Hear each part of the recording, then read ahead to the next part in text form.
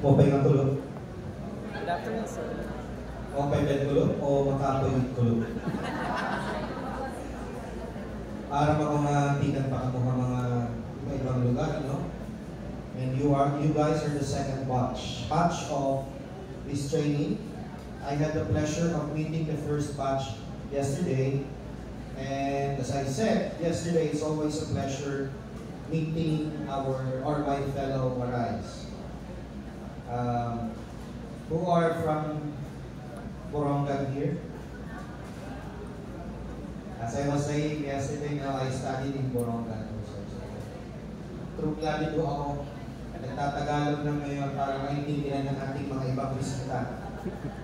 Pero kung kita-kita lang, nalaki na rin nga sa pero ikaw, kung pa'y nagulog na iniwan na no? It's always, as I said, it's always a pleasure being in front of you.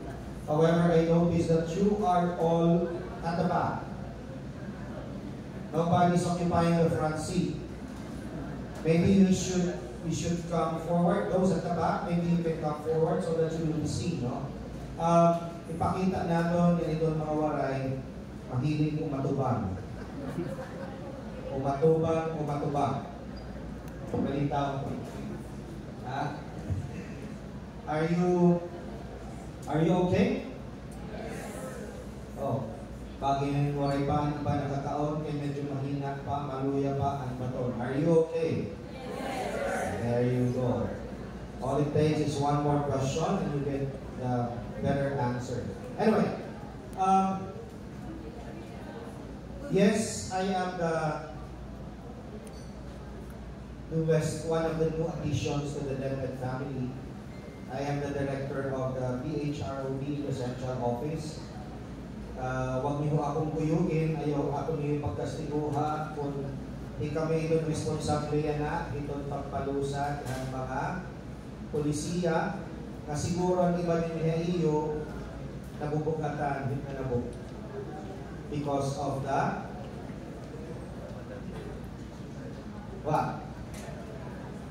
administrative. Has it been already given to you? The deloading of teachers. But of course, if mga teachers we are very popular. But really guys, just like anything in life, there should always be a balance. You should always strike a balance between what needs to be done, who needs to do it, and how we are all going to do it. Now in the next few days, about 4 days I think, you will be at the forefront of learning or of the training on the role of the new Makatao curriculum. It's never easy. When you try to change things, it is never easy because chances are there will always be chaos before there will be peace. You need to destroy in certain times, no? You need to destroy before you can build. And this is how our VP Secretary wants us to do things. We destroy the old and we build the new one, all for the purpose of our future, our kids, the future of our nation. Right now, that future is in your hands, or will be in your hands as we move along in the coming years, in the coming days, or even the coming weeks. No?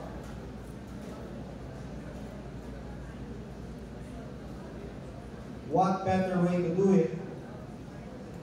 What better way to start we are supposed to do than by way of doing this with all those of you who are present today, who are what we can perhaps say the best of the best. Hindi kayo identify ng regional office to be trained for this purpose if you are not the best of the best. But just like everything, no? But just like anything, being best should never be the end of it all. We should always strive to be better than our best yesterday. We should always strive to make things better than what we have done or given the day before today. In other words, every day is always a room for improvement. And when you start things like this, when you start doing or maybe effecting change, when you start effecting change, there will always be hurdles. But that is the beauty of life, and that is the beauty of being a human being. We are actually built to hurdle those hurdles. Di ba? As a people, we are very resilient. But more specifically, the Waraynos. We are the best and foremost ethnicity perhaps in the country when it comes to resilience, because we have been suffering. But we continue to strive and move forward as a people, year in and year out. Alam nyo, the challenges that have come our way are not easy. Every time there is a problem or every time something happens that's a malady or a catastrophe in Region 8, it always involves many people losing what's important to us all, no? Our lives, our property, our family. But we continue to strive, we continue to move forward.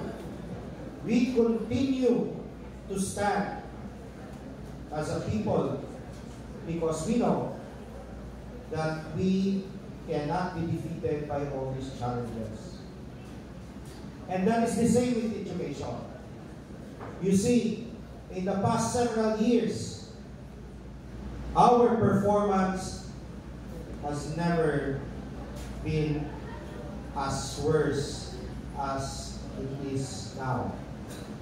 That, to my mind, is something that we need to really understand and we really need to accept. Because by accepting, it is also when we will be able to think and do things better and behave in a way that we will be able to conquer whatever needs to be conquered so that we can be better. Kaya ho, in 2018, if I'm not mistaken, in the PISA, we ranked at the bottom. Tama ba? At the bottom. Now, 2020, was it 2020, 21? The most recent. Yes, PISA. We ranked third from the bottom. It's an uncomfortable truth. It's an uncomfortable truth. You know, I spent my basic education in Region 8. And that's why I don't believe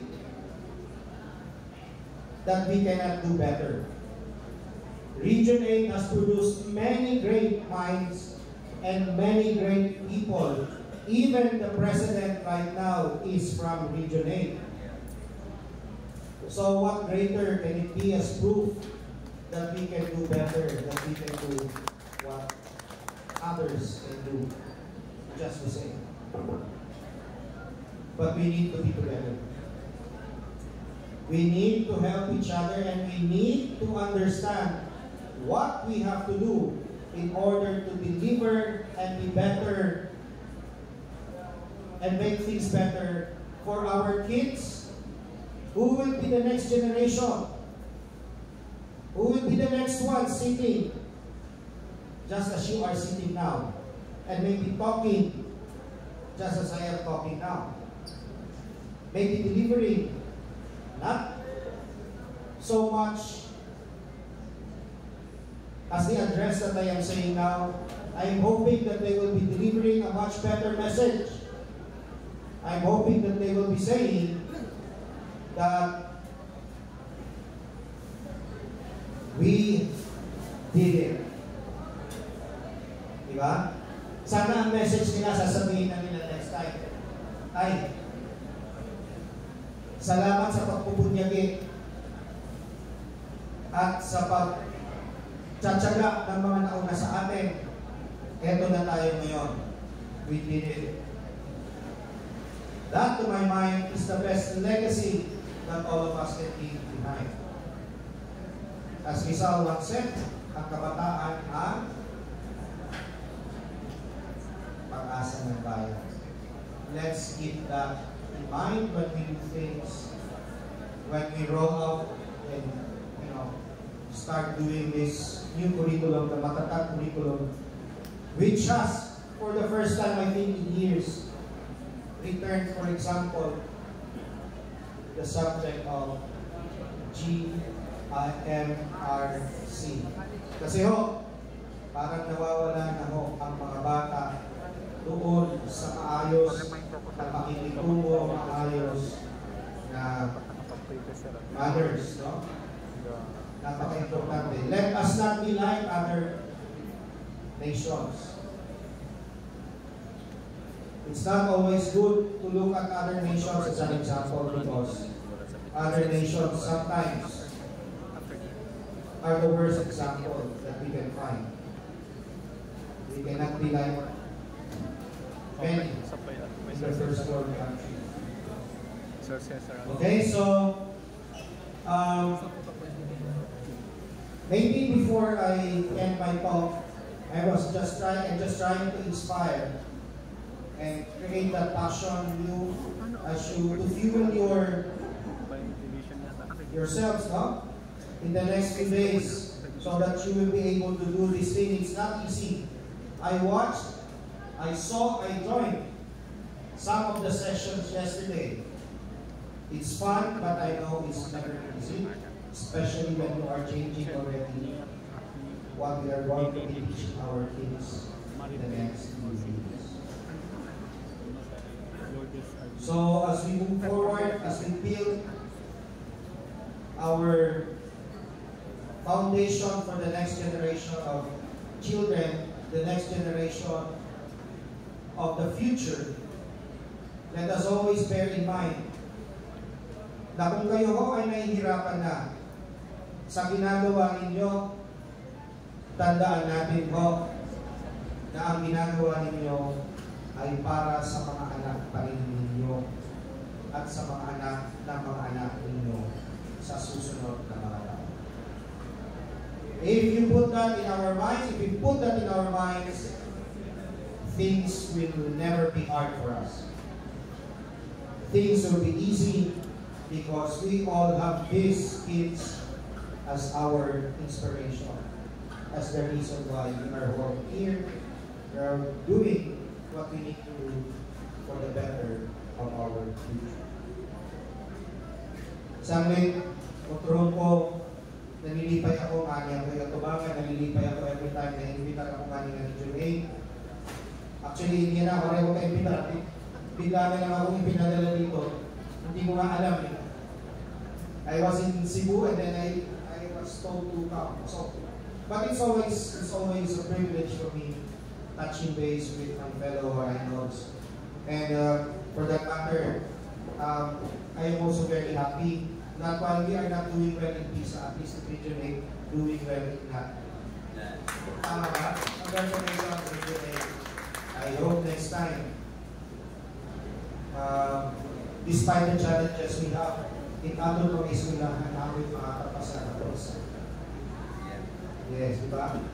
Like, ngayon, yan na, ang yabong at kurang ng joke. But regardless, no, it's not really something na bad, because kung kikitaon natin, paano man kita makakabaro na kita, kung hindi kita magtitika, na may magtaan man natin kung ano talaga yung atong level. So, do not be disheartened. That is why. No? Do not be disheartened. Let's just continue. Nasa rin pa ako, itong region 8, usahin itong pinaka-pobre ng mga rehiyon, no? Pero pobre lang kita, hakwan ta siguro. Kauta, diri kita pobre. Diba? Damo itato, we have had many great minds. And all we need to do perhaps is just strive a little harder. So to produce more. And sooner or later, we will reap the rewards of having perhaps, and this is my challenge to Region 8. I challenge Region 8 to be the best in secondary education in the entire country. That's a challenge. And for my part, the Kamiha BHROB, we will not also stop under my present, under my watch, no? We will also strive to help you as much as we can by giving you all the best support we can in terms of policies, no? Damo itong nakalinya na policies sa central office, under my office, and the HR, NEA, and TEX, to improve education in this country and to improve the state of our employees, teaching-related and not teaching employees. Remember, and this is the last part of my talk today, remember that DepEd at this point has already 1,030,000 employees. We are 1,030,000 strong. And we are growing. By the end of this year or maybe next year, we will be at 1,050,000 or maybe 60. And with that many people, we